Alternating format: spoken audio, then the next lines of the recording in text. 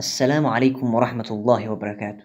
Asxaabta qiimaha iyo qaayaha badan oo kusoo dhawaada Higgs Technology. Anigana waxaan ahay Maxamed Xaris.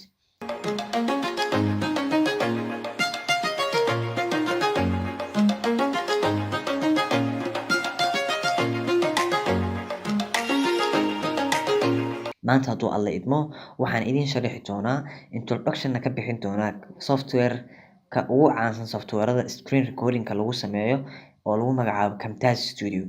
Computer-kan shaashadiisa software-ka lagu duubo aniga u isticmaalo inaan ku duubo dad badan oo adduunkan ay u isticmaalaan waxaa la yiraahdaa Camtasia Studio. Camtasia Studio markaa soo furtid sidaan ayuu kusoo furmaya. Shaqooyinka ugu badan ee Camtasia Studio uu qabto waxaa waxa la dhaho screen recording. Waa video editing wuu qabtaa oo video waa lagu edit gareeyaa. Ay nooc oo video loogu edit gareyn karo awood badan uu leeyahay. Ilaa xad software kale oo waaweyn oo sida Adobe Premiere ama Adobe After Effects ma gaarsiisna video editing-ka laakiin asaga wuxuu leeyahay farshaxan u gaar ah oo kuwaas aga duwan yahay. Wuxuu sameyn karaa chroma key-ga dadka isticmaala green screen oo kale inay ku bedeshaan ayuu sameyn karaa.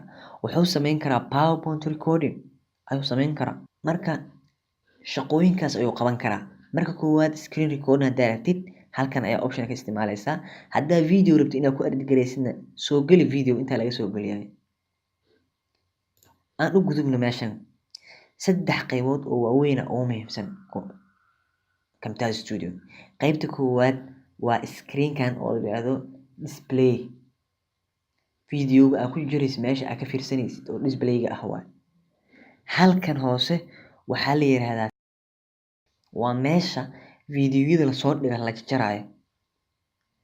Qaybtan aad u jeedaan shaqooyin ay qabato waxaa ka mid ah kuwan oo hoose oo loo icon bar-ka waa u jeedaan library iyo clouds iyo zooming iyo audio-ga iyo transition-ka iyo waxyaabahaas shaqo leedahay meeshan ay ka soo baxaan.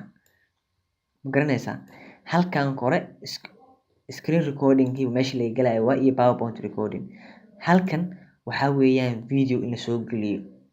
Ay nooc soo gali kartaa computer-ka ka soo gelin kartaa, Google Drive ka soo gelin kartaa ama meel kale ka soo gelin kartaa.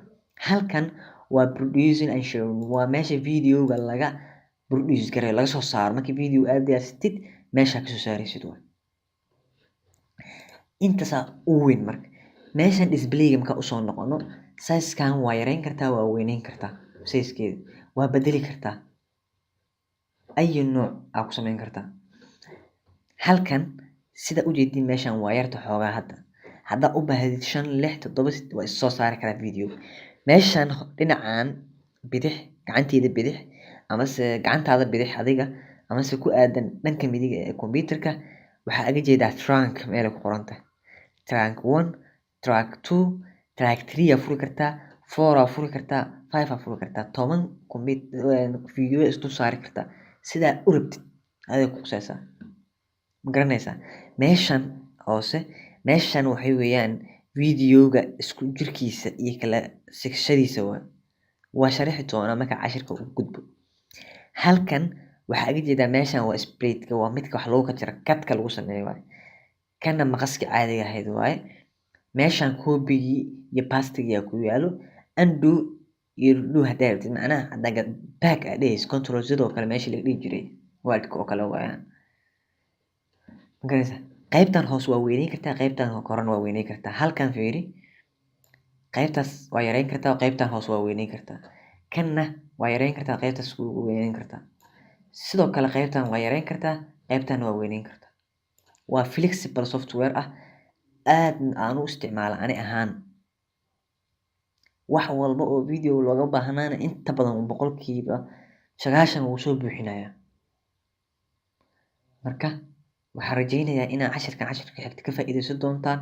Waxaan ku soo qaadan doonaa sida video editing loogu sameeyo Camtasia Studio.